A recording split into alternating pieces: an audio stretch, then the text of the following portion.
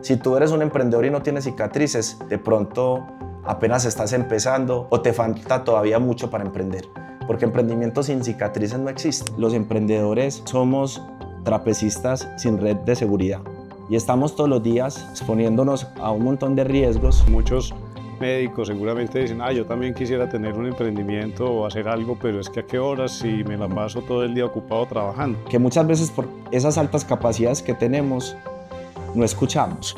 Cometemos un error que creemos que sabemos de todo. Entonces, creemos que sabemos de contabilidad, creemos que sabemos de derecho, creemos que sabemos de diseño gráfico. Estaba leyendo en un libro que hablaba que las empresas más exitosas son las que más fracasan, porque ensayan, pero permiten a sus empleados generar ideas. Y la manera más rápida de quebrarte, Juan, es sostener todo. O sea, hay momentos, les decía al principio, donde uno también se tiene que saber retirar, o hay momentos donde uno dice, esto no fue por ahí. Nunca es tarde para emprender, nunca. El mejor momento para emprender fue hace 20 años, el segundo mejor momento es ahora.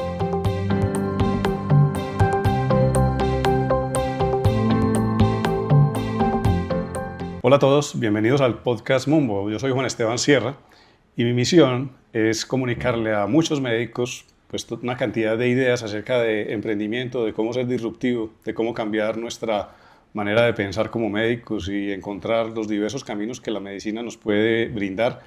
Y el día de hoy tengo el gusto de estar con un médico que tiene unas características muy particulares, que siendo anestesiólogo se ha convertido también en un empresario y es un referente en el medio, ha creado grandes empresas, siempre buscando mejorar la salud de los pacientes, primero en su especialidad, anestesiología, y luego desde sus empresas en las que ha logrado impactar la medicina dentro de Medellín primero, dentro de Colombia y también seguramente dentro de Latinoamérica. Tengo el honor de estar aquí con el doctor Roberto Carlos. Bienvenido, Roberto, a nuestro podcast y gracias por aceptar nuestra invitación. Gracias, Juan. Es un honor estar acá contigo y bueno, muy contento de compartir este café y un saludo a todos los médicos que ven este podcast. Roberto, tuvimos la oportunidad de conversar y hablamos de muchos temas. Y uno de ellos que mencionabas era que te convertiste en algún momento en médico por accidente. ¿Por qué mencionaste eso? Juan, bueno, siempre hay historias y donde estamos, donde cada uno de ustedes esté, no ha llegado solo. Nosotros somos el producto de historias desde nuestros padres, abuelos, bisabuelos. Y donde estemos siempre hay amigos, hay familia que han aportado para llegar a ese punto. Pues, la historia, Juan, mi familia, mis padres, mi padre son de Jardín, Antioquia, una familia muy humilde, digamos, lo que llaman hoy en términos de datos una pobreza extrema. Mi padre termina el bachillerato en Jardín y ¿qué voy a hacer? Y hay una convocatoria para ser docentes de escuela rural. Estamos hablando del inicio de la década del 70. Se presenta esa convocatoria, se va para una vereda de Arboletes, Antioquia. O sea, imagínate ese plan en el 70, Arboletes. Llega Arboletes y de Arboletes dicen, sí, usted viene para una zona rural, debes coger un jeep al corregimiento del Carmelo y luego en mula del Carmelo a La Arenosa, una vereda. Y en Arenosa hacen un trabajo, mi padre luego se regresa por mi madre que era la novia en Jardín, Antioquia, y van juntos y hacen un trabajo muy bonito en ese sitio donde no había escuela. O sea, la escuela en esa época se construía entre el profe y la comunidad con ayuda de materiales del Estado. El Estado era dueño de la tierra. Construyen una escuela de paja con ayuda de toda la comunidad y allá viven 7 años. Allá nací en esa zona, en esa vereda. Logro vivir ahí, pues estoy ahí con ellos 1 año. Y mi padre, cuando ya tenía yo 1 año, dice, yo quiero estudiar medicina, tengo un sueño de estudiar medicina. Ya él tenía 26, 27 años, viene a esa travesía, porque era realmente una travesía, venir de La Arenosa a Medellín, se presenta a medicina y resulta que pasa, es un hombre demasiado inteligente y pasa medicina en la Universidad de Antioquia.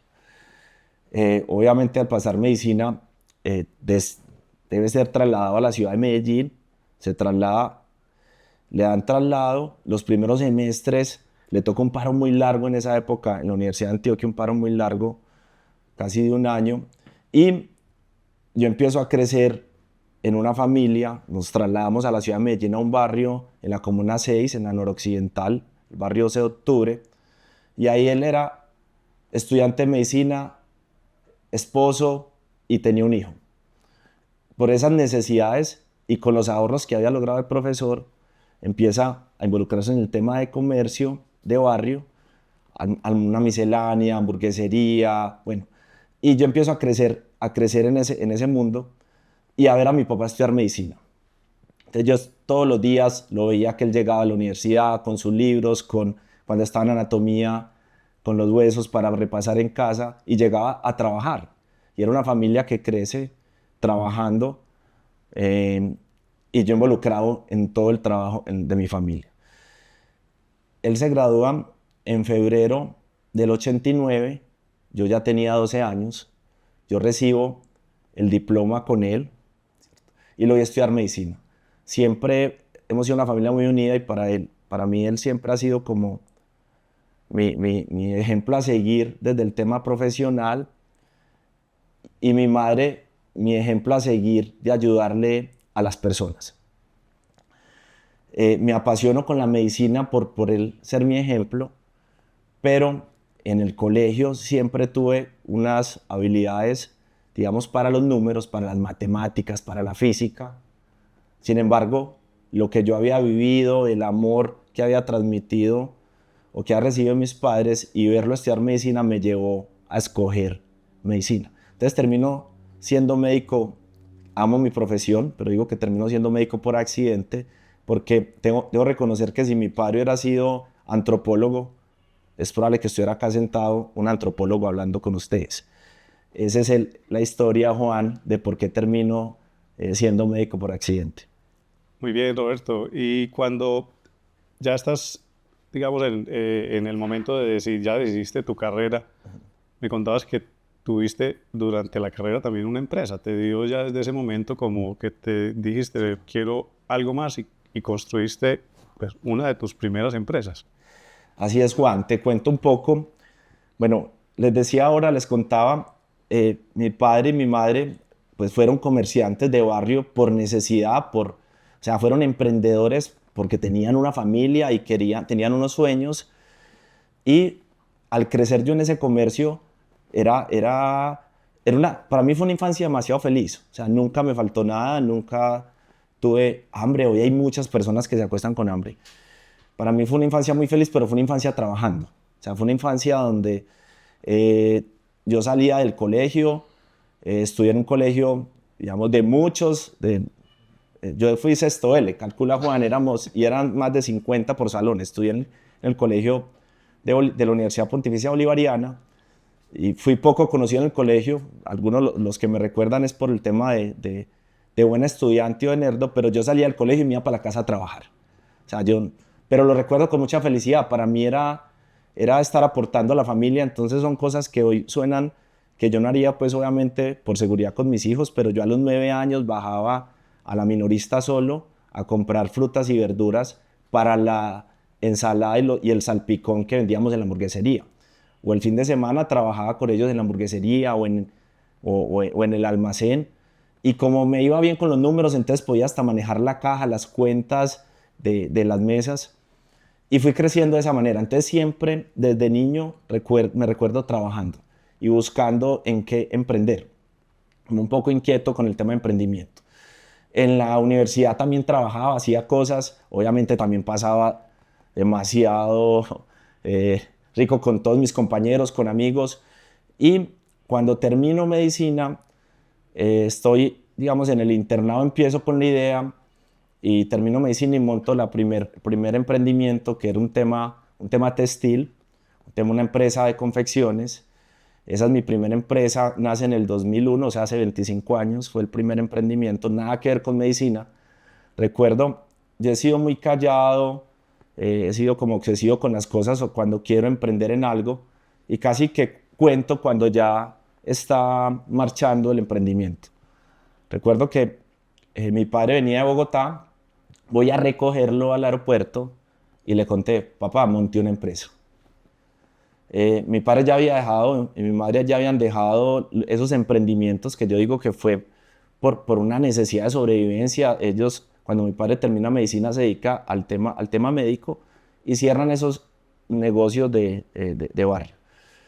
Y él me dice, hijo, pero ¿por qué una empresa? ¿Y una empresa de qué? Le digo, no, textil. Me dice, ¿por qué no haces una especialización? Le digo, sí, la voy a hacer. Yo tengo bromas con él porque pues, yo no digo palabras, él sí se le salen muchas palabras. Se le salió una de esas palabras que ustedes se imaginan cuál. Y me dice, ¿y en qué te vas a especializar? ¿En trapos? Y le digo yo, no, voy a hacer una especialización, voy a hacer anestesiología. Y así fue. Nuevamente el tema del rendimiento académico me permitió pasar rápido y hacer la residencia, pero esa fue mi primera empresa, Juan, y fue un tema textil y fue una carrera para mí de la vida y me enseñó muchas cosas. O sea, esta empresa la tuve 8, casi 9 años y fue un aprendizaje enorme que me sirvió para generar una segunda empresa y ahí fue cuando ya entro en el tema de empresas de salud. Y hablando de esa empresa, ¿cuáles dirías tú que fueron como los mayores logros, conocimientos y cuáles serían los mayores obstáculos que tal vez encontraste, que al mismo tiempo también te enseñaron, que te sucedió durante ese periodo que tuviste esa empresa? Sí, Juan, en el emprendimiento muchas veces la primera empresa que nace por una pasión, por un deseo de emprender, de generar empleo, esa primera empresa es una enseñanza enorme porque te genera las bases y tú tienes unos golpes fuertes. Digamos que emprendedores sin cicatrices, si tú eres un emprendedor y no tienes cicatrices, es porque de pronto apenas estás empezando o te falta todavía mucho para emprender, porque emprendimientos sin cicatrices no existen. Entonces esas cicatrices te van generando una experiencia que te lleva a una segunda o a una tercera, a hacerlo mejor y aprendes a sobrevivir en el mundo del emprendimiento. Digamos, Juan, los emprendedores somos trapecistas sin red de seguridad y estamos todos los días exponiéndonos a un montón de riesgos, de cambios de mercado, de nuevas leyes, de dificultades laborales, de dificultades con accionistas, bueno, muchas cosas que de pronto hablaremos ahora más adelante, pero todo eso yo en ese momento tenía 22 años cuando creo la primera empresa y genera un aprendizaje y golpes que tú dices, bueno, me tengo que formar. En esto no es solamente tener la pasión, porque emprendimiento sin pasión tiene unas probabilidades altas de fracaso. Hay que tener la pasión, pero también necesito formación en el tema de emprendimiento, también necesito acompañarme de personas correctas que te sumen y ahí empieza una carrera con muchas cosas que hoy todavía tengo tropiezos, pero este aprendizaje y cicatrices de 25 años hacen que uno controle mejor los riesgos y que gestione mejor los riesgos. O sea, por lo que capto, entonces, de lo que más aprendiste fue a ser muy resiliente, a tener la conciencia de que realmente la pasión es la que guía, digamos, nuestras directrices, pero sin embargo, llegó un momento en que viste que eso no estaba como funcionando muy bien, algunos factores influyeron en eso y decidiste pues que ya era el momento como de no continuar con ese proyecto, ¿verdad? ¿Cómo fue ese momento? Sí, Juan, y es un espacio muy, muy chévere porque de tropiezos se generan muchos aprendizajes y fue una empresa maravillosa. Esa empresa llegó a tener 400 colaboradores. Yo soy muy respetuoso con las decisiones de inversión y con las tesis de inversión de todos, pero a mí me apasiona mucho más emprendimientos que generen valor y que le cambien la vida a muchas personas, entre ellas que generen un empleo digno y bien remunerado. ¿Cierto? Esa empresa llegó a tener 400 empleados. Todavía hay algunos que trabajan conmigo, o sea, y que trabajan en empresas de salud. Entonces, primer aprendizaje es rodearse muy bien. rodearse de personas que sean expertas en el área. En este caso, estamos hablando de una empresa textil, de personas que tengan experiencia y conocimiento en temas de la industria textil, lo primero. Lo segundo es que cuando van a emprender, deben buscar dos nuevos buenos amigos, un abogado y un contador, y que los dos sean buenos, ¿cierto? Ese es un consejo que también daría de las cicatrices de ese primer emprendimiento, ¿cierto? Lo tercero es también saber en qué momento retirarse. En las tesis de inversión hay momentos para entrar, pero también momentos de salida. Esta empresa dura 8 años, del 2001 al 2009. Nosotros llegamos a exportar a Venezuela, Costa Rica, Estados Unidos. En el 2008 hay una crisis, recuerden la crisis financiera global, el tema inmobiliario en Estados Unidos. Hay una crisis, también se desploma el dólar. Nosotros en el 2007 exportábamos un dólar alrededor de 3.000, 2008, recuerdo pues si no me fallan los números, baja a 1.800. Nosotros ya en 2.500 perdíamos dinero al exportar. Decíamos, no, vamos a aguantar que el dólar vuelve y sube, pues estuvo en esa barrera alrededor de 6 años, ¿cierto? Y empezamos a tener dificultades con los pagos de Venezuela. Venezuela no fue de un momento a otro el tema económico, pero ya en el 2007, 2008 se empiezan a trazar los pagos. Entonces decimos, es el momento. Y ahí hay una cuarta enseñanza, y es que debemos ser caballeros, y donde mejor se conocen los socios es en los momentos difíciles. Y tú debes cuidar algo que, Juan, que estás construyendo algo muy bonito, y es un tema de educación muy bonita para todos los médicos, pero la reputación es supremamente importante. O sea, tú construyes una reputación toda una vida, pero la puedes perder en 5 minutos. Entonces, ese cuarto consejo es cómo, si vas a salir porque algo no está funcionando, debes dejar tu nombre supremamente limpio. Y ahí nos sentamos con los proveedores. Me acuerdo, el mayor proveedor más grande de nosotros en ese momento era Manufacturas Helio, Pat Primo. Me siento con él y le digo, voy a retirarme y te voy a pagar en los próximos 5 meses la totalidad de la cartera. Teníamos un crédito importante con ese proveedor, que era nuestro proveedor de telas. Y así con cada uno de los proveedores. Y a todos los proveedores se les pagó. De ahí vienen otras historias, por ejemplo, bonitas, porque uno genera una unión de puntos, la vida es una unión de puntos, y hay trabajadores, por ejemplo, en la confección, muchas de las operarias son madres cabeza de familia, y a todas las operarias las dejamos muy bien. Algunas de ellas, me acuerdo, 2 hermanas, les entregamos máquinas para que se llevaran para la casa. Y 10 años después, casualmente, en un tema social en la Comuna 6, me abordan las 2 hermanas y me muestran cómo tienen un taller en sus casas. O sea, ya generan un emprendimiento donde generan como 15 empleos en ese momento, y cómo ese emprendimiento nació de esa terminación de la empresa nuestra, que les dio a ellas de regalo varias máquinas para que montaran su propio taller en casa.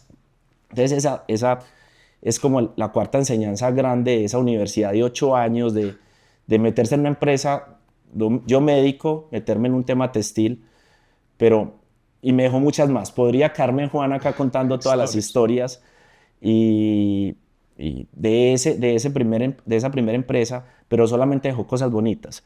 Dejó temas de mucha enseñanza, dejó también una base económica que me ayudó para generar otras empresas, y también ese momento de retirarme de esa industria, y de retirarme porque ya no era lo que me apasionaba y quería involucrarme en otras áreas, pero retirarme de la mejor manera. ¿Y cómo compaginabas la anestesia con esa empresa? Porque pues muchos médicos seguramente dicen, yo también quisiera tener un emprendimiento o hacer algo, pero es que ¿a qué horas si me la paso todo el día ocupado trabajando? ¿Cómo hacías? Sí, Juan, ¿sabes qué? Y muy chévere esa pregunta, porque es muy común que las personas digan, pero es que yo no tengo tiempo. Y yo trabajo, yo soy papá, o yo soy mamá, o yo estudio, y empiezan a bloquearse. El primer bloqueo, el primer obstáculo es uno mismo, Juan, ¿cierto? Y yo era residente y pues los profes, y aquí hay de pronto amigos o profesores que ven este podcast. Y en residencia, Juan, académicamente me fue muy bien. Y en residencia yo tenía una empresa.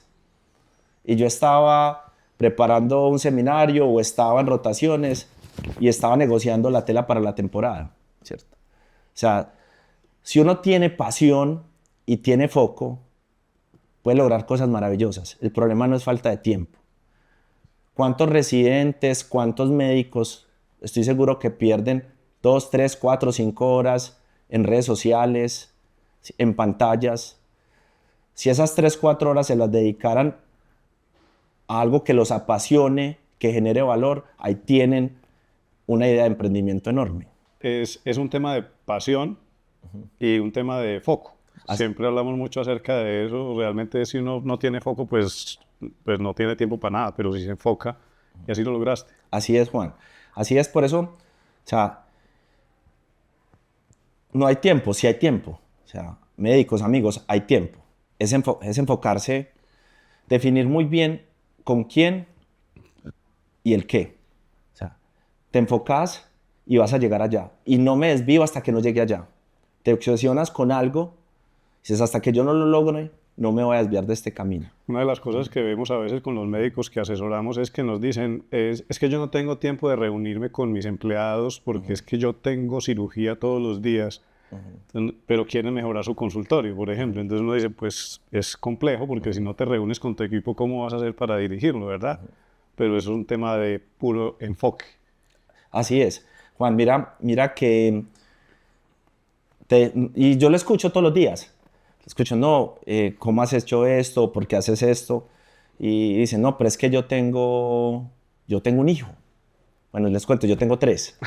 Yo tengo 3 hijos. Y para mí, la familia es lo más importante. Y encuentro tiempo, porque en emprendimiento también les doy un consejo. Resultados en la empresa, familia primero. ¿Cierto? Y yo tengo tiempo para estar con mis hijos en el colegio, para ir a las actividades del colegio, para pasear con ellos, para estar en algunas extracurriculares, pero también tengo tiempo para enfocarme en las empresas y para ayudar a que logren pasar de buenas a extraordinarias, que es hoy el propósito en el cual me encuentro. Hoy tenemos unas empresas muy bonitas, pero quiero que den el salto a extraordinarias, que ese es otro tema, Juan, que luego podemos hablar un poco de eso. Pero no es falta de tiempo, es falta de enfoque. Es falta de enfoque. Bueno, y hablando un poco más adelante, hay un tema, más bien, hay un concepto de que los médicos son pésimos administradores. Y muchos médicos que tratan de hacer algún negocio, pues muchas veces no lo logran. ¿Cómo lograste tú como médico? ¿Cómo crees tú que fueron las herramientas, los elementos que te hicieron y que te permitieron fundar finalmente esas empresas exitosas que hoy están rodando como Incodol?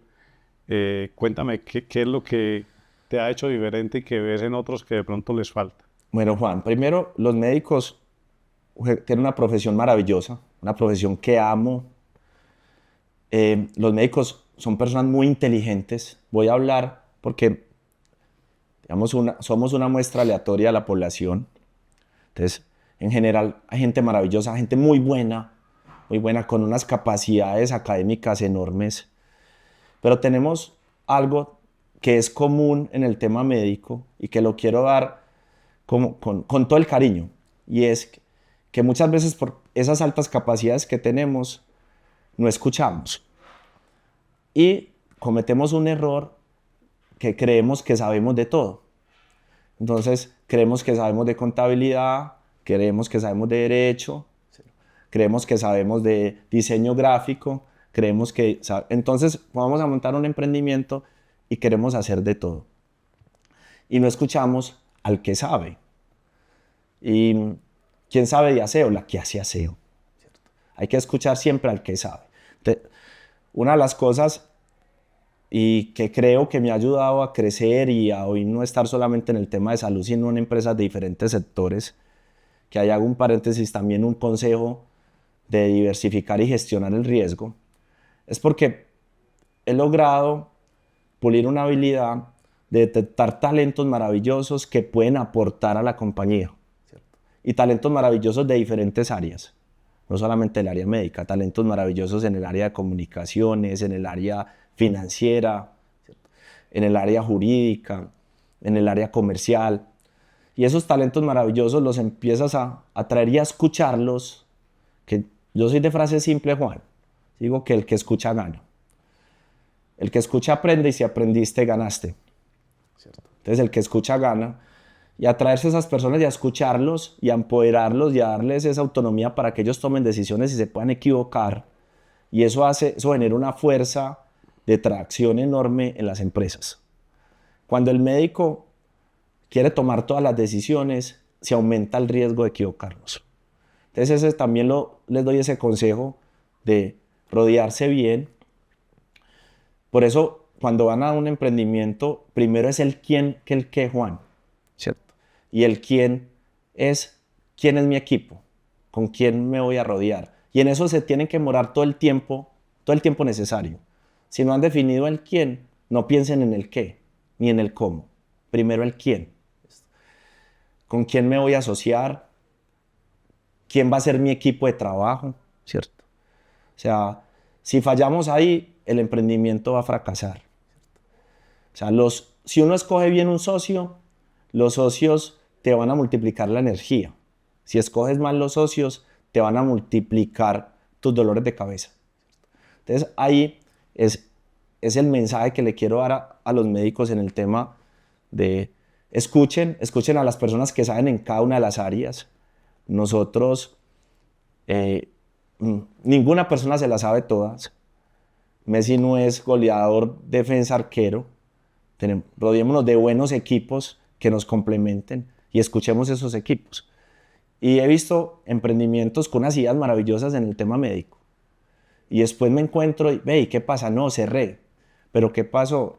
Y empiezo uno a mirar y a conversar en ese café y a ver que se falló en la escogencia del quién, en la escogencia de los socios, en quién es mi equipo, ¿cierto? ¿Cómo formo mi equipo? En escuchar a otros.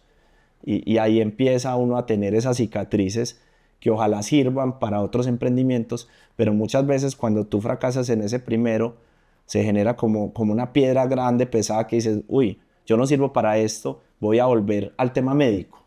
Entonces le genera ese primer fracaso, es muy duro, puede ser tu mayor fuerza impulsadora, ¿cierto?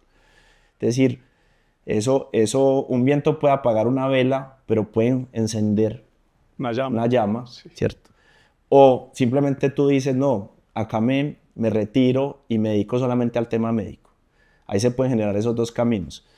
Y he visto personas que se han dedicado solamente al tema médico porque tenían un emprendimiento maravilloso, fracasaron por algunas de las cosas que hemos mencionado y dijeron, no vuelvo más al tema del emprendimiento.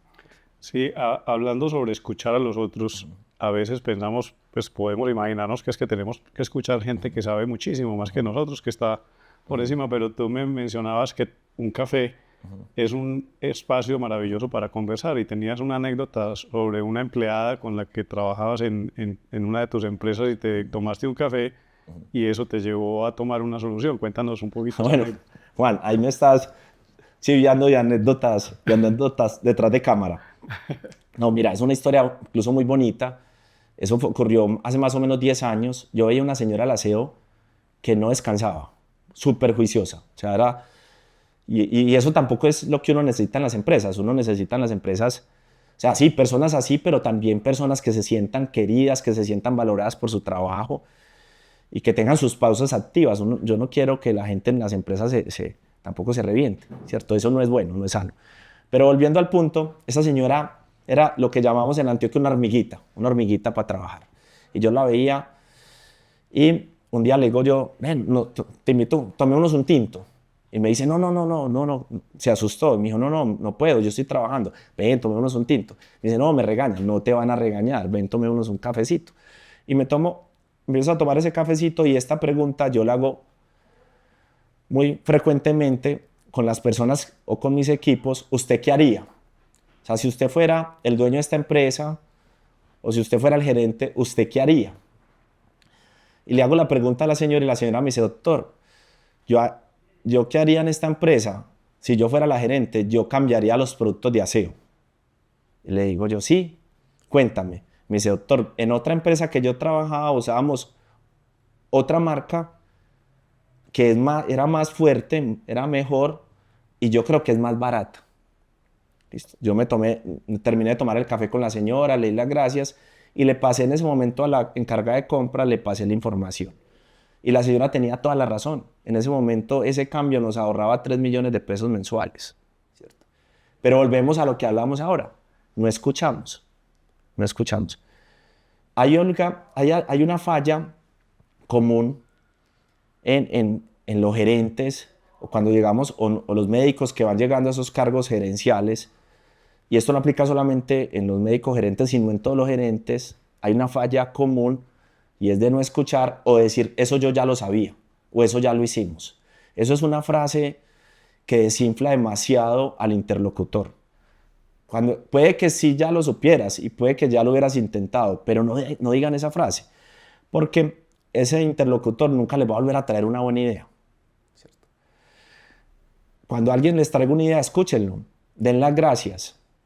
¿Cierto? Y escúchenlo de verdad, porque ahí hay unas posibilidades maravillosas de mejorar en la compañía.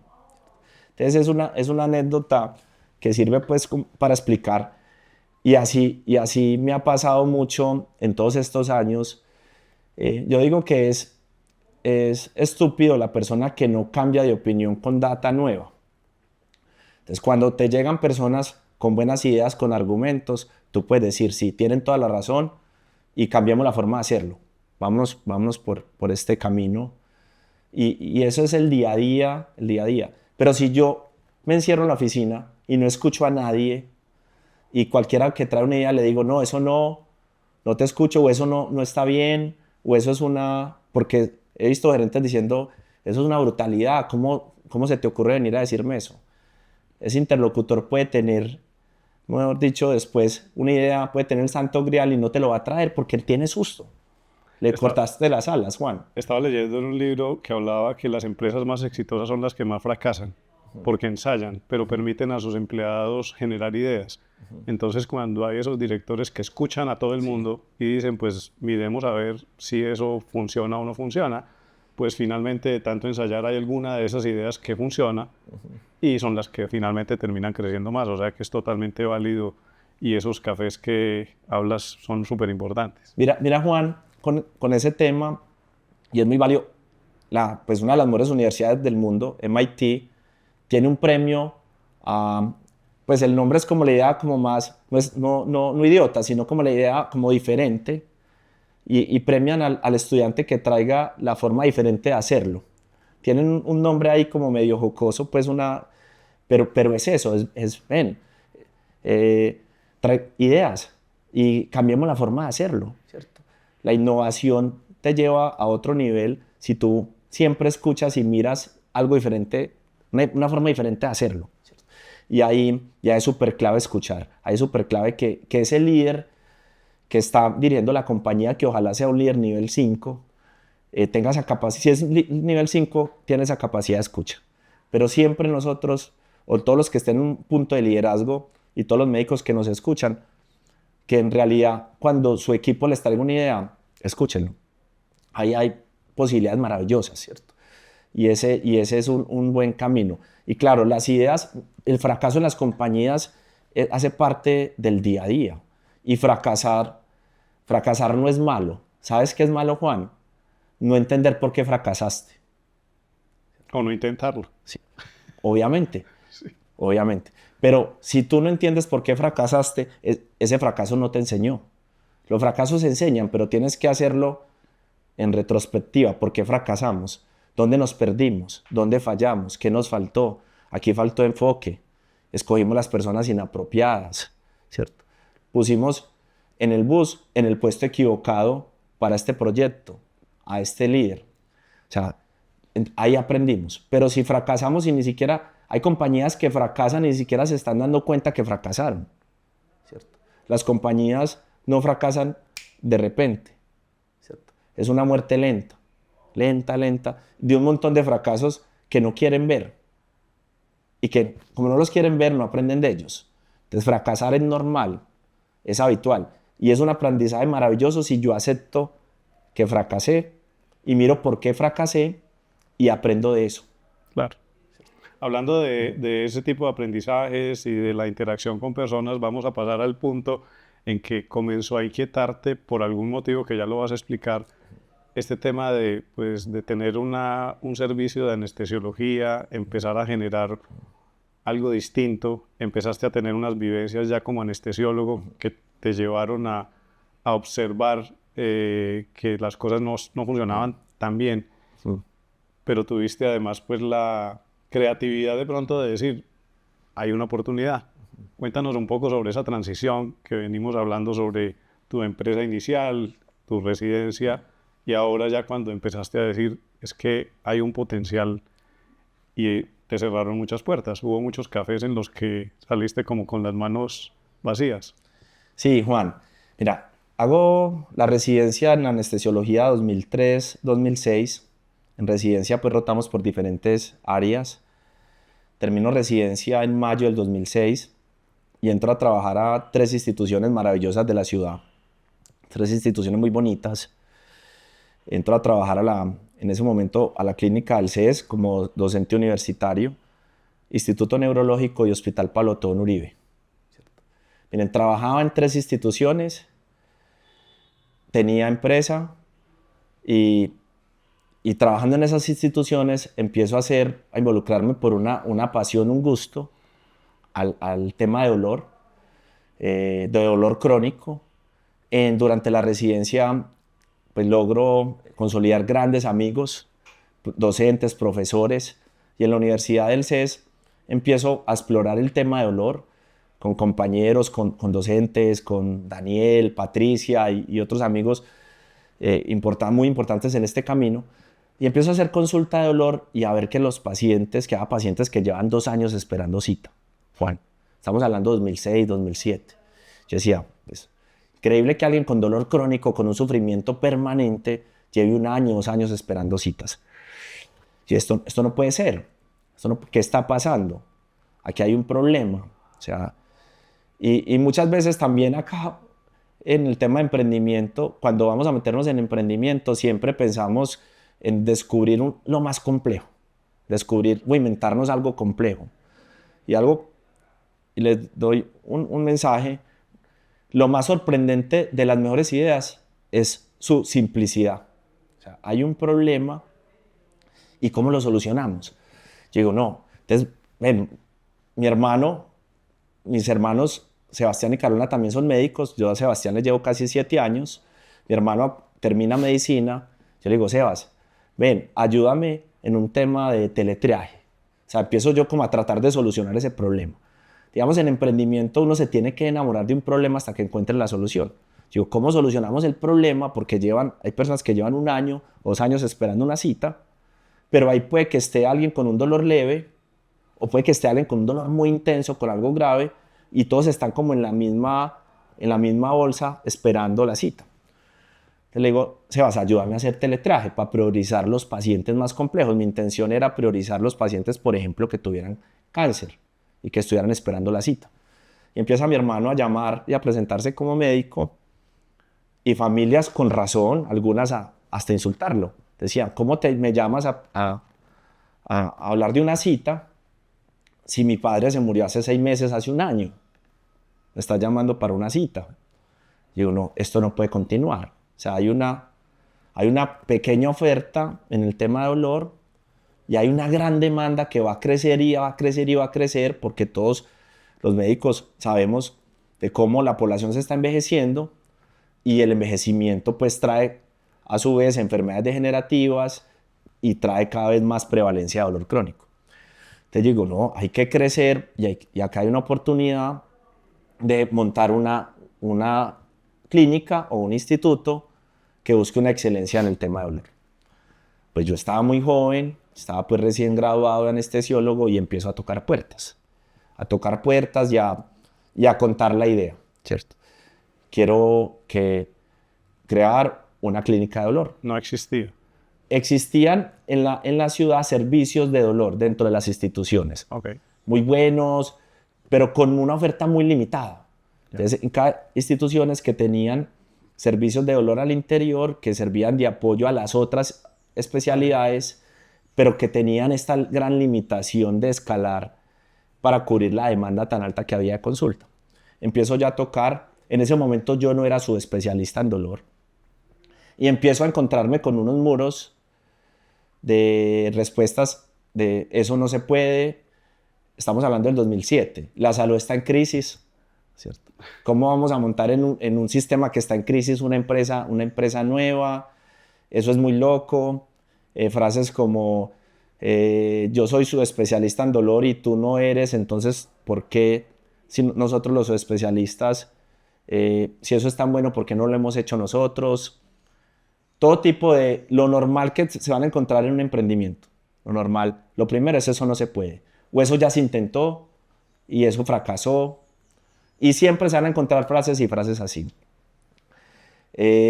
Invité a los que estaban en ese momento ejerciendo esa práctica a involucrarse en el proyecto. Unos dijeron sí, otros dijeron no. Y eso no es malo decir no, no, no. Estaba en ese momento en el quién, sin tener conocimiento, información que recogió durante tantos años. En ese momento yo estaba primero enfocado en el quién, o sea, con quién iba a hacer el proyecto. Entonces, bueno, unos dijeron no, al final decimos vamos a hacerlo en medio de una pizza de amigos docentes en ese momento de la Universidad CES y un amigo neurocirujano, decimos alrededor de una pizza, listo. Todos los indicadores del momento, crisis mundial, todos dicen que no. Algunos asesores, expertos dicen que no. Vamos a hacerlo. Y decidimos hacerlo en el 2008 y ahí nace el Instituto Colombiano del Dolor, Juan. Maravilloso. Y en ese momento, pues ya empiezas entonces a crear un equipo. Y para mí, digamos, una de las cosas que me parece más apasionante es lo que mencionas acerca de comenzar a construir un equipo, de la importancia de empezar a construir un equipo, porque pues uno encuentra que en el gremio médico hay muchos egos. De hecho, tal vez muchas respuestas que encontraste fue probablemente por eso, tal vez, pero igual también lograste hacer un equipo y ahí entonces empieza la construcción de algo que también ya traías tus conocimientos de emprendimiento y cómo esto lo trasladaste y lo empezaste a implementar en esta empresa que estabas creando. Claro, Juan, ahí es donde esas cicatrices de la empresa textil me ayudaron mucho. Todas las otras empresas también han generado cicatrices, y cicatrices en el buen sentido, cicatrices maravillosas de aprendizajes para no tropezar con la misma piedra en los otros emprendimientos. Entonces ahí, lo primero fue el quién. Logramos un grupo de socios maravilloso.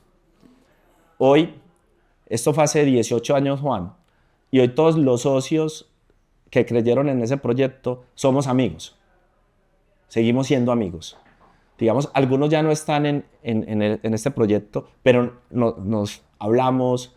O sea, acá solamente ha dejado temas maravillosos. O sea, todos seguimos siendo amigos. Y no es que seamos amigos porque fue un proyecto exitoso. No, hemos tenido dificultades en el camino. Hoy estamos, como muchos años, en crisis en el sector salud. Y es una empresa sólida. Pero seguimos siendo amigos porque no nos equivocamos en el quién. ¿Sí? Eso es lo primero. Y volvemos a demórese lo que sea hasta que no estén seguros de con quién van a trabajar. Luego empezamos a construir un buen equipo. Este equipo hoy nosotros en el sector salud, porque les decía ahorita que hay que aprender a gestionar el riesgo. Y una cosa es enfoque, donde sí, vamos a enfocarnos en algo hasta que lo logremos, pero otra cosa diferente es concentrar riesgo. Nosotros estamos enfocados en llevar estas empresas de buenas a extraordinarias, pero gestionamos el riesgo diversificando, ¿cierto? Y ahora de pronto hablamos un poquito de eso, que es un mensaje también, un consejo que quisiera darles, pero de esos aprendizajes de ese primero los llevamos a ese segundo y luego al tercero, cuarto y sucesivamente, y se logró consolidar una empresa muy bonita que hoy atiende alrededor de 50.000 personas al mes en las diferentes sedes y que ha logrado crecer en otras especialidades y consolidar, digamos, una institución referente en el país y en Latinoamérica en lo que hace, ¿cierto? Ese es otro punto importante y es, hay algo, esto de un libro maravilloso, yo no soy de recomendar libros, pero ya les decía ahorita que nos tenemos que formar. Hay un libro maravilloso que se llama De bueno a extraordinario, de Jim Collins. Dice que uno en los emprendimientos tiene que hacer 3 círculos. Y esos 3 círculos son, primero, ¿dónde puede ser el mejor del mundo? Pero no hablo del mundo global, sino el mejor de tu mundo. O sea, ¿dónde puedo ser el mejor si mi mundo es Medellín, del sector, o de mi ciudad, o de mi departamento, de mi país? Entonces, ¿dónde puedo ser el mejor del mundo? ¿Cierto? 2, ¿cuál es mi motor económico? O sea, dentro de ese emprendimiento, ¿qué es lo que más rentabilidad me genera? Y tercer círculo, ¿qué es lo que me apasiona? Esos 3 círculos se unen, hay una intersección, y de esa intersección sale algo que se llama el concepto simple. O sea, ¿a qué me voy a enfocar? Y eso suena simple, pero no es tan simple. Hay compañías que se quedan dando vueltas y vueltas y vueltas y perdiendo dinero porque no logran enfocarse en lo realmente importante, en lo que genera valor, no han encontrado su pasión y se quedan muchas veces sosteniendo servicios que generan pérdidas y pérdidas. Esto pasa en todos los sectores, no estoy hablando del tema médico, ¿cierto? Entonces, y ni siquiera se han dado cuenta. ¿Por qué? Porque no han buscado, no han hecho un pare, no han formado un buen equipo, no han escuchado. Entonces se quedan dando vueltas y sosteniendo cosas. Y la manera más rápida de quebrarte, Juan, es sostener todo. O sea, hay momentos, les decía al principio, donde uno también se tiene que saber retirar, o hay momentos donde uno dice, esto no fue por ahí, tengo que cambiarlo, esta unidad hay que modificarla, o esta unidad hay que cerrar, ¿cierto? Entonces, ese es un mensaje importante y esto es un aprendizaje de temas simples.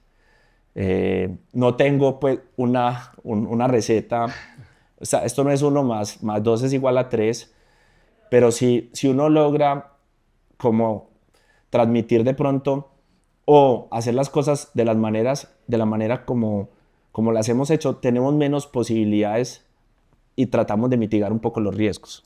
Hablando de los riesgos y de mitigarlos, quisiera que hables un poco acerca de la importancia de la formación, lo mencionaste ahorita, tenemos que formarnos.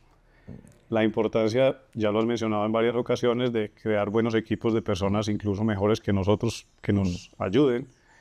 Y de pronto el tema de las asesorías, consultorías y cosas, pues preguntar mucho, no solamente esto de los temas de los cafés, hasta qué punto eso también es importante y juega un papel importante, como digo, en la creación de pronto de la empresa, en la orientación de la empresa, en poder estar atento y más observador a otras cosas. ¿Qué puedes decirle a nuestra audiencia sobre eso? Sí, Juan. Mira, volviendo a la simplicidad, hay una frase que yo tengo. Ninguna frase es mía. Esto es de muchos años de lecturas y uno las va como grabando. Y hay una frase que dice que un buen gerente es muy barato. Y no estamos hablando de un tema de dólares, de un tema de millones. Cuando hablamos que un buen gerente es muy barato, así es un concepto. Así tú le pagues mucho, termina siendo muy barato porque es bueno y porque te genera productividad, es un líder nivel 5, te controla los riesgos de la compañía, motiva al equipo, hace que el equipo crezca, promociona a los mejores, baja del bus a los que no deben estar en el bus, que es otra decisión difícil, ¿cierto? Entonces, termina siendo muy barato independiente de lo que le pagues. Y adicional, te abre espacio de tiempo libre para que tú puedas pensar en otras cosas, para que tú puedas seguir invirtiendo en formación, visitando referentes, mirando otros cómo lo hacen, construyendo nuevas ideas, nuevos modelos. Entonces hoy estoy en esa etapa de mi vida donde he logrado consolidar muy buen equipo. Al principio, y eso me costó, eso no se logró, eso fue otras cicatrices. Yo llegué a tener, todos nos han ayudado, pero me equivoqué y me he equivocado, todos los días me equivoco, pero aprendo de esos errores. De pronto no nombré en cualquier momento al director, al gerente ideal para esa compañía, para el momento de la compañía, y pensando en temas, por ejemplo, de ahorro. Decía, no, es que esta compañía en este momento necesita un gerente de este nivel, pero voy a ahorrar y voy a nombrar un gerente de este otro nivel. ¿Eso qué hacía? Me consumía más de mi tiempo, ¿cierto? Tenía que estar más en la compañía, tenía que estar... Y eso me quita tiempo para hacer otras cosas donde puedo generar mayor valor. Cada uno de nosotros puede generar valor desde diferentes áreas. Entonces, ese es otro tema de invertir en ese talento humano, invertir tiempo y dinero en escoger el director, el gerente adecuado para el tamaño de la compañía, para la meta de la compañía. Debe ir muy alineado con los valores, con los principios, ¿cierto? Muchas veces, y eso es supremamente importante, tener muy clara la cultura organizacional de la empresa. O sea, ustedes ya saben el quién, listo. Luego el qué y luego el cómo. Y el cómo es súper clave la cultura organizacional. La cultura organizacional para nosotros los médicos, para explicarlo en términos médicos, es el ADN de la compañía. Si no hay cultura organizacional, si no hay ADN, pues no hay vida. Si no hay cultura organizacional, la empresa no sobrevive. Que ese es otro de los problemas, especialmente de los emprendimientos familiares, ¿cierto? Que dicen que los emprendimientos familiares o las empresas familiares muchas veces no logran llegar a una tercera generación, que mueren en la segunda. Y es porque no había cultura organizacional. Entonces, siempre había alguien, un fundador, sea madre o padre, que era lo hacía súper bien, era una persona maravillosa, tenía habilidades para ese negocio, pero no logró construir una cultura organizacional. Luego llegaron los hijos lo manejaron a su modo, no tenía las mismas habilidades de los padres y ahí murió la compañía. Entonces, si quieren algo que perdure, el tema del cómo, ahí es súper clave la cultura organizacional, ¿cierto? Entonces, esa es la manera que hoy lo hacemos, Juan. Y las asesorías, las consultorías, todo este tipo de cosas y la formación, ¿qué papel está ahí? Sí, súper importante. Entonces, formación, pero la formación debe ser en todos los niveles. Todos los niveles. Por ejemplo, nosotros estamos en niveles voy a poner un ejemplo, el call center, y recibe capacitaciones en inteligencia artificial, ¿cierto? Entonces, la formación en las compañías debe ser súper clara, debe ser un plan de formación según las necesidades de cada uno de los niveles, ¿cierto? Y súper bueno, hoy nosotros tenemos, y promover la formación, nosotros tenemos médicos en las compañías que han sido auxiliares de enfermería, instrumentadores que empezaron con nosotros como auxiliares administrativos, directores que empezaron como auxiliares administrativos. Entonces, promover la formación en todos los niveles, así algunos vuelen a otras compañías. O sea, ese es también un tema muy importante y volvemos al talento humano. O sea, enséñales tanto, trátalos también, enséñales tanto que la competencia se los quiera robar, pero trátalos también que ellos no se quieran ir, ¿cierto? Y eso hace parte del día a día. Toda esa formación se va reflejado en mejores indicadores de atención, en mejores resultados financieros, ¿cierto? Volviendo a lo simple, nosotros en las empresas de salud tenemos un propósito que es vivir y brindar una experiencia agradable. Y tiene ese orden, Juan. Va en esa línea y en nuestra esencia. Primero, vivir. Si todos los colaboradores no viven esa experiencia agradable, va a ser muy difícil que se la transmitan a nuestros usuarios, ¿cierto? Entonces, la formación, fundamental, clave. Las asesorías, sin duda, escoger muy bien. Escoger muy bien la empresa que te va a hacer la revisoría fiscal, la empresa que te va a hacer la asesoría tributaria, la asesoría financiera, ¿cierto? Todo el tema, muchas veces en las compañías, y esta es una frase que repite mi padre permanente, y es que las cosas se vuelven paisaje. O sea, porque las vemos todos los días y ya nos acostumbramos a ellas, o porque así se han hecho siempre. Traer compañías externas que nos miren desde la barrera muestra cosas que sí estaban ahí, pero que no las veíamos, ¿cierto? Claro. Entonces, eso es muy válido, te genera valor, ¿cierto? Y así muchas otras cosas, Juan. Mira, quiero tocar un tema. La verdad es que tengo tantas cosas que preguntarte. Vamos a concretar. Sí. Ya nos queda un poco tiempo aquí para seguir hablando, pero hay una cosa que me llamó mucho la atención en cuanto a la forma cuando ya tenías tu empresa Incodol y empezaste a ver que estabas en un mercado que tú, pues, ya cuando viste el mercado y empezaste a hacerle propuestas a las empresas, encontraste que, pues, que había muchas otras empresas que ya eran prestadoras y tú llegaste con una propuesta algo diferente. Me encantó esa historia, cuéntala. Listo, Juan. Cuando tú escoges bien el quién, puedes hacer muchos qué, ¿cierto? Teníamos o tenemos muy buenos equipos y eso nos permite extrapolar no solamente a empresas de salud. Hoy yo lidero un grupo que está en muchos sectores diferentes a salud, ¿cierto? Y eso hace parte también de ese mensaje de diversificar para no concentrar riesgos. O sea, deben ser gestores de riesgo, ¿cierto? Entonces, cuando empezamos, encontramos que teníamos muy buen equipo, que hacíamos temas de manera muy simple, encontramos solución a obstáculos y a dolores de cabeza del momento. Empezamos a involucrarnos en otras áreas y con modelo simple de fidelizar a nuestros clientes. ¿Y cuál es el modelo simple? Yo hablo de una mesa de 4 patas, ¿cierto? Donde una, en el tema de salud, es la más importante, son los pacientes, ¿cierto? Otra es todo el talento humano en salud. Nosotros, y cuando me han escuchado esta palabra, yo creo que la he repetido, talento, talento, talento. Nosotros no gestionamos humanos, desarrollamos talentos. Entonces, cuando hablamos del talento humano en salud, es desde la señora que nos lleva el tinto hasta el supraespecialista. Nosotros en las instituciones no tenemos cafetín médico, tenemos descanso del talento humano. O sea, la forma y las palabras son muy importantes. Entonces, segunda pata, todo el talento humano tiene que estar bien. Tercera pata, la empresa. Y cuarta pata, el asegurador. ¿Cierto? Entonces, si una mesa de 4 patas, hay una pata que se parte, se cae la mesa. Las 4 tienen que estar en un sano equilibrio. A las 4 le ir bien. Los pacientes tienen que estar bien atendidos, el talento humano bien, la clínica tiene que tener salud financiera, ¿cierto? Para sobrevivir en el tiempo.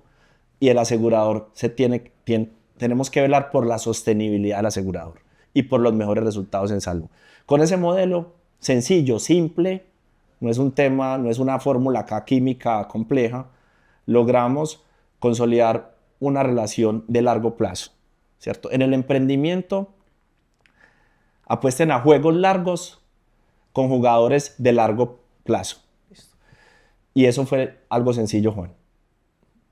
Y en ese momento, cuando empezaste a tener que negociar con las aseguradoras, también encontraste también ciertas dificultades ahí, ciertos obstáculos. Cuéntanos un poco acerca de eso. Juan, mira, el tema, una cosa es tarifa y otra cosa es costo.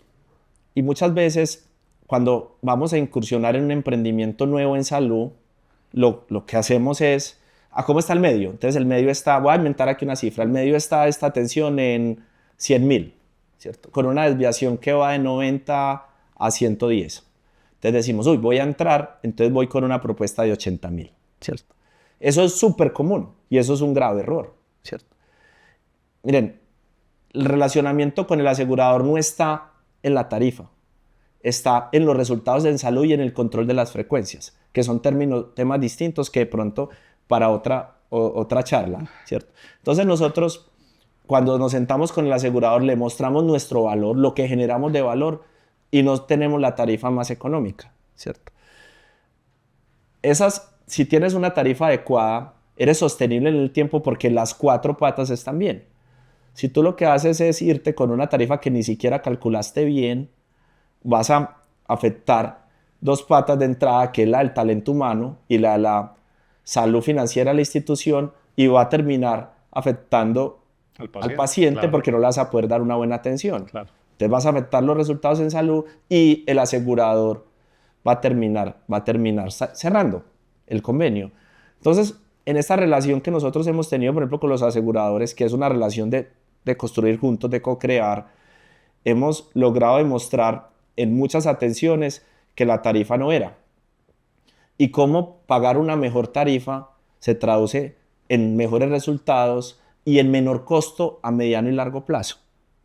Por otras vías que les mencionaba ahora, que mencioné como los resultados en salud, como prevenir eventos más graves o el tema de las frecuencias. Pues la verdad es que este mundo del emprendimiento médico es poco divulgado, poco expuesto. No encuentra uno muchas cosas sobre esto, pero la verdad es que, Roberto, escucharte es como tener un libro de emprendimiento y una cantidad de lecciones que has traído pues, a estos micrófonos, pero faltan muchísimas cosas por hablar porque sé que tienes muchísimo más valor que aportar y quiero resaltar nuevamente, aunque lo has mencionado muchas veces, el tema del talento. No quiero irme de este podcast sin que hables un poco acerca de qué es lo que haces en tus empresas para ese tema de contratación, para el tema de que los empleados se mantengan tanto en el tiempo. ¿Cuál es esa filosofía que mantiene esos equipos unidos y enfocados hacia un mismo objetivo? Juan, lo primero es, de nada sirve que las empresas crezcan si el talento no crece.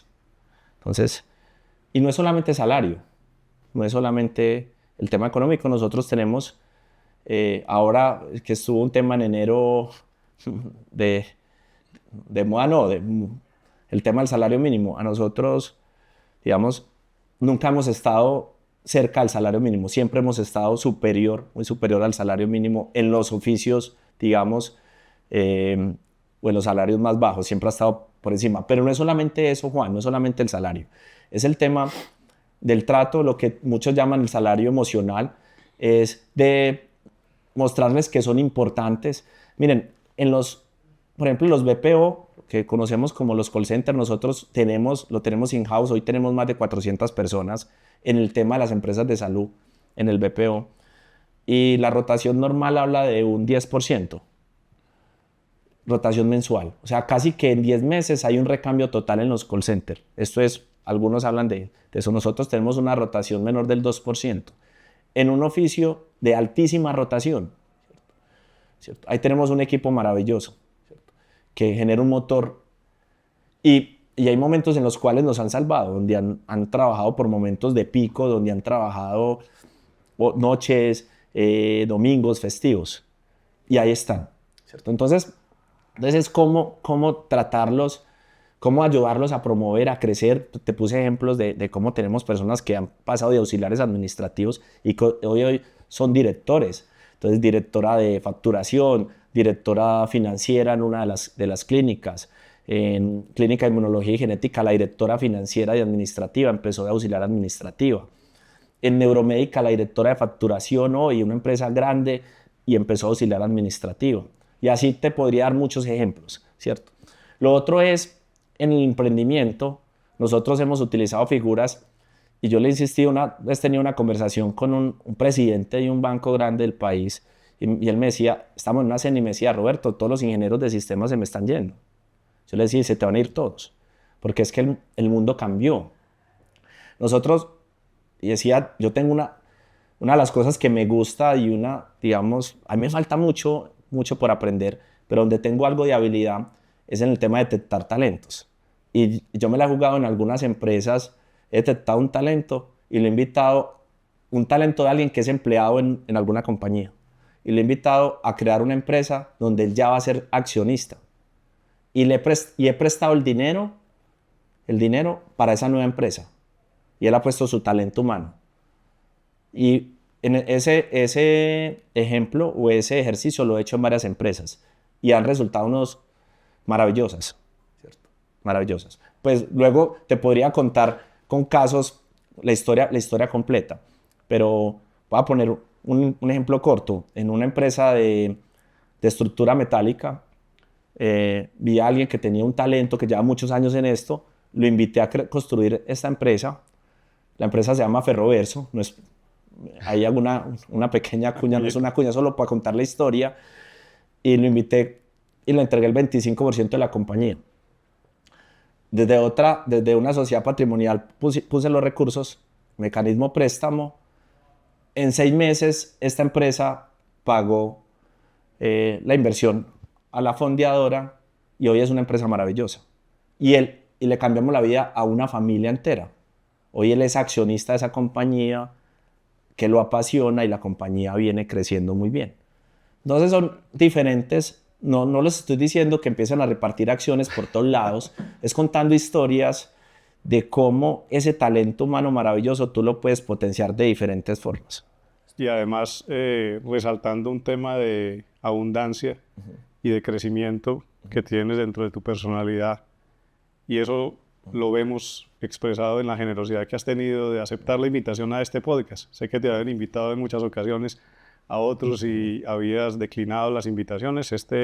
En esta ocasión, pues estamos dirigiéndonos a médicos. Creo que entiendes más que cualquiera el compromiso que tenemos de ayudar y de aportar. Y tenemos muchas otras cosas que pudiéramos hablar y transmitir porque tienes muchísimo conocimiento, pero quisiera que finalmente pues envíes un mensaje de pronto a nuestra audiencia ya para despedirnos. Juan, muchas gracias antes del mensaje y agradezco la invitación. Como dices, a mí siempre me ha gustado estar los que me conocen, me ha gustado estar en lo que llaman el backend, o sea, como ayudar detrás de bambalinas, detrás del telón. Sí, muchas invitaciones a espacios con medios, incluso una con un medio internacional, pero para mí eso siempre ha sido un poquito como más de vanidad, entonces siempre ha dicho no, y Juan, quiero decirte por qué acepté esta invitación, me convenciste en ese café con una frase y me dijiste, esto es para formación, ayudar en la formación de los médicos, entonces es una responsabilidad como médico si yo puedo aportar un granito de arena, por eso acepté la invitación, ¿cierto? Me dijiste, esto es para un nicho donde queremos aportar a los médicos que quieren emprender. ¿Qué mensaje, Juan, le daría? Uno, nunca es tarde para emprender, nunca. El mejor momento para emprender fue hace 20 años, el segundo mejor momento es ahora. Entonces nunca será tarde para emprender. Los médicos tenemos unas capacidades para emprender en muchas áreas. Es el momento, escojan bien, escojan con quién, enfóquense y yo sé que pueden lograr temas maravillosos. O sea, cada uno de ustedes todos los días tiene un dolor de cabeza. En su práctica médica ven una dificultad, un obstáculo, ahí hay una oportunidad de emprender. Háganlo bien, siempre, nunca olviden de dónde vienen, siempre cuiden la familia, resultados en la empresa familia primero. Y ánimo, un fuerte abrazo a todos. Bueno, Roberto, muchísimas gracias y ya estás invitado para el próximo.